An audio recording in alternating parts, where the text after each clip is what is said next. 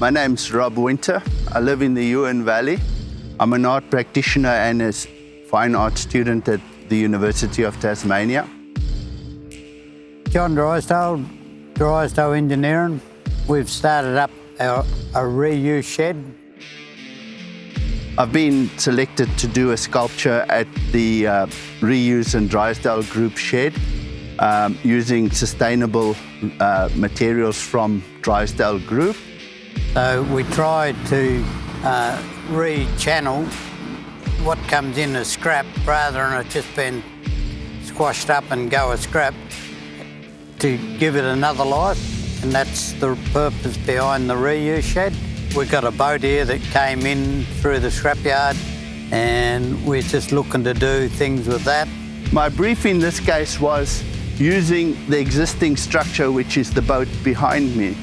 The second very important part of the brief was to look at the metals and scrap going into landfill and reducing that. So the materials for the artwork need to come from that environment. Trying to use your imagination to do different things with what comes in, and we get everything in. There are two things which influence art for me: a sense of place, so seeing the boat in place, and then obviously the boat's installation itself, as if it's sinking down into the ocean, sort of initiated an idea that it would work really well with the kraken. The benefits is that it gives people access to cheaper material, and it's just all good for Geeveston. And rather than take stuff out the bush and dump it out there, bring it here. We don't. If it's metal, we take it, you know, and as much as possible, find another home for it. Well, community and local businesses are essential in art. In art, we need to embrace the community. We need to provide mental health by using art. And we also need to engage with businesses to participate in art. And most importantly in this work is sustainability. So we're looking at lowering the impact on the planet, waste, all of those things. The other part to the plan is that we would like to make part of our yard so that people can bring items in, have bins and everything there, so people can bring items in over a weekend and that. Yeah, once a month we open the yard so that people can drop off their scrap steel and that they want to get rid of, which is part of trying to stop people dumping things out the bush. People driving out to the airwalk don't want to see someone dumped a fridge or a washing machine on the side of the road. You've got to give people somewhere to dispose of those type of things, and that's what we're trying to do here.